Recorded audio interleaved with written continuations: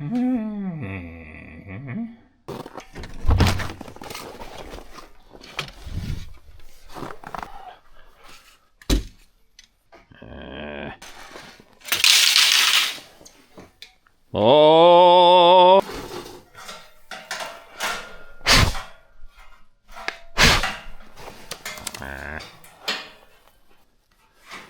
Don't mix water and electricity.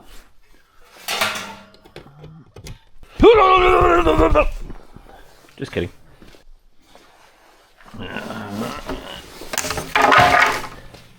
A hula hoop? Oh.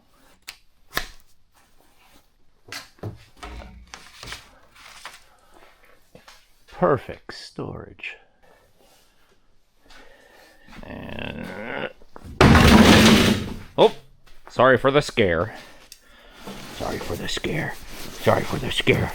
Sorry for the scare.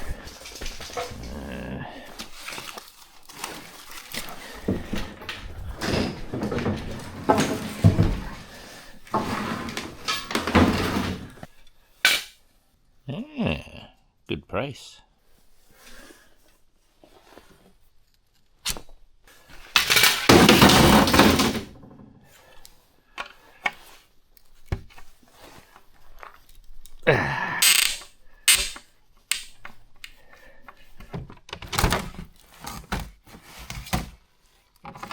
What's in there? What's in there?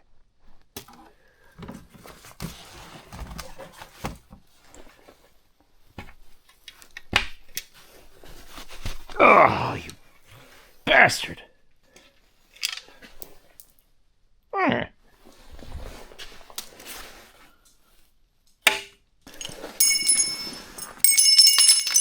No! Oh. Don't worry about bringing the screw motor out. You don't need it. You won't need it.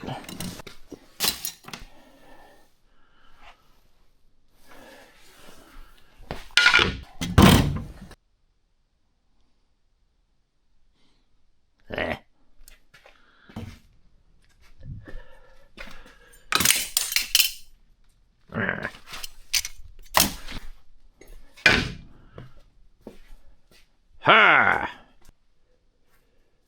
3 boards. About $3.27 Canadian each, or about 7 American cents. The boards need to be cut into quarters. Carpentry. Measure twice, cut once. Double check your studs, because they're crooked as a politician. Always look down the line of your stud to make sure that they're straight. Most are not. This one is decent, but almost all modern wood, 9 out of 10 of them, you're going to find a piece of crap. So look at it, especially if you're going to have a straight application. This one curves slightly to the right. It was the best one in that pile. These are the best 3 in that pile. 24 inches. Line up your square. Draw the line. Check the line. Line is just shy, but only by about a 32nd. Remember that for when you're cutting.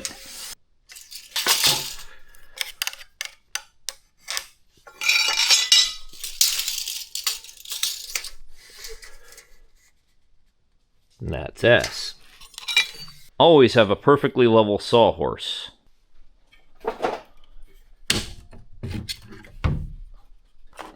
Ah, the heirloom. We'll talk about that in another video.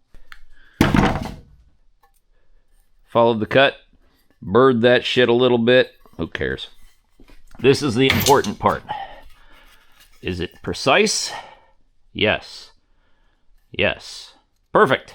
So this will make 4 good legs.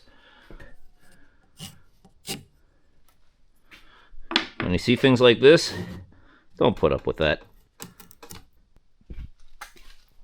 Alright, so basic frame. Cut a bunch of pieces to match. So now they're all the same by design. So I have to pick the best cut of these and the worst cut of these, and decide which goes where, because these must be of uniform length. These can vary, but all of the legs have to be exactly Nat's ass, or I'm going back to the Home Depot. I'm going to have a 2x4 on the back to hold the heater, but I had to visualize this as the leg strut to see where to cut it and to see if I should get another board or leave these. So far, things look good. I need an 8-inch clearance for snow at the bottom of the sled. Then you have 1.5 inches for your 2x3 in this case, and then a space for cargo that is approximately 8 inches. It's supposed to be 8 inches anyway, and I'm going to measure that out and cut that. They always do this video where like they show one thing and then they go, and then they go. But see, this is a carpentry pro tip right here. It's not that you want to use those because they're bigger. It's that you want to use that one instead of this one because it's funnier. Of course, then again, there are always those times when it makes your measurement a little shy or proud. So you go back and you measure again, even if it's less funny, because you measure twice to cut once when precision matters and know exactly where your cut is going to be. Right, so now they're screwed together, and several of them split just a little bit, right? But I'm going to put in another screw here and sink another one. And also, this does not need to be holding the weight of a person. It's going to be 150 pounds at worst. That's another thing you can do is I Googled up the amount of weight that these can hold on a span. And it's way, way more than I'm going to need, but it's always good to know that, especially if you're building things like a deck. And there are charts that you can look up and YouTube videos that'll teach you how to do it. It's very easy. This is not alchemy, but people try and treat it like it's really, really difficult. The other thing that I was going to say is I don't drill the holes to make them nice and neat, but one of the things that I do is I'll drill in the screw beforehand and drill the screw out, and that will make it so that there is a bit of a pilot hole. Unless I'm really, really worried, then I'll get the drill or I'll buy the bit or whatever, but I haven't done that in years, and I build lots of things that work and work and work. I built this whole trailer. And I built, my TV stand, and I built a dog crate, and I built, a house. So, and I'm not a professional. I just think and do things. And I worked with a crew for a while, and, the things you do when you're researching for writing. All right, now she's starting to look like something. That one is a 1/16 of an inch taller than the other two, but it's even. The only slop that I have, which you can kind of see here, is the way that it kind of does this action. You can adjust it by hand, and that's not ideal. I can fix that with interior bracing, and I probably will, like a little thin piece of ply.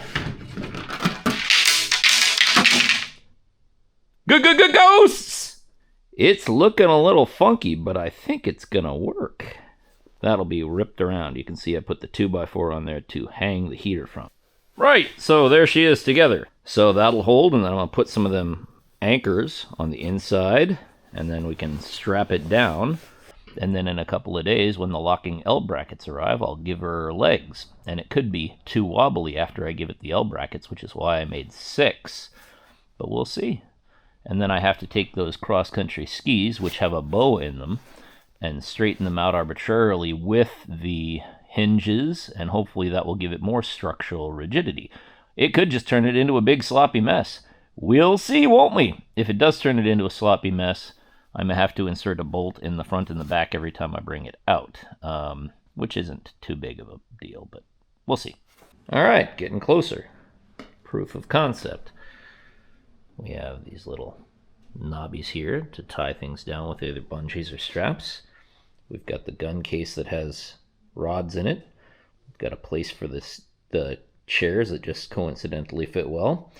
Space for the auger, which I was going to put on the side, which makes it more compact and centralized, which is good. I've attached the heater to the back, which makes it so that the heater can just sit there instead of taking up space in there. Cheers!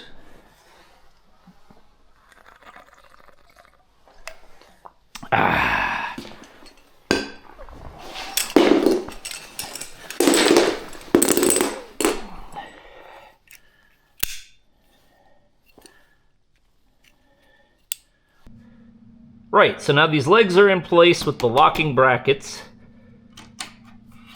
and they will fold in. I have attached the ski on the other side with flush screws. I did drill and countersink these because they are important. This is what you do. You drill a hole so that it doesn't split the wood, and then you use a countersink so that the screw can be flush. And there we go. Now the skis are screwed to the legs, and it's a little tricky folding it down because you've got 3 of them, so you got to start at one side or the other, but that's good. You want it to be tight when you lock it in place. Right, so she's all loaded up. Got my nice little more springy rope, so it actually pulls easier than the hard inelastic rope that I have on the old sled. It pulls very well and very easily. There's one thing that I don't like, and that's this. And that's just a matter of taking it apart and making it a little tighter, and otherwise, mission accomplished.